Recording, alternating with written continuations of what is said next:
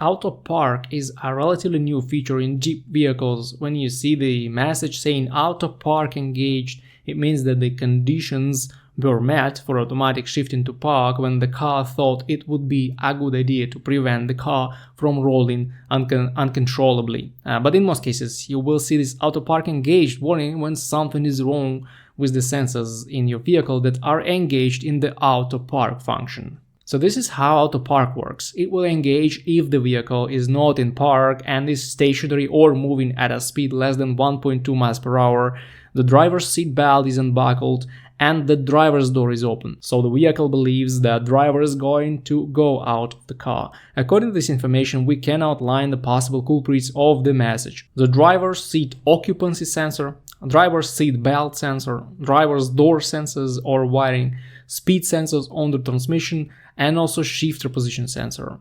Fortunately, you can check almost all of these on your own. For example, shift to different positions and make sure you will see proper lights illuminating on the dash. Now, buckle and unbuckle the seat belt and make sure there is the corresponding light on the dash when the belt is unbuckled.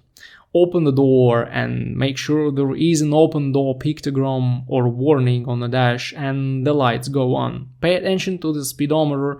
Does it show the current speed of your car when you drive? And also, one of the common problems that may cause this warning to pop up is the low battery voltage. It may affect any sensor or circuit and cause glitch in auto park system that will throw one of the possible messages on the dash. So the battery voltage is one of the first things you should check. Not only voltage, but also possible drop in voltage when the engine is cranking or under any other load.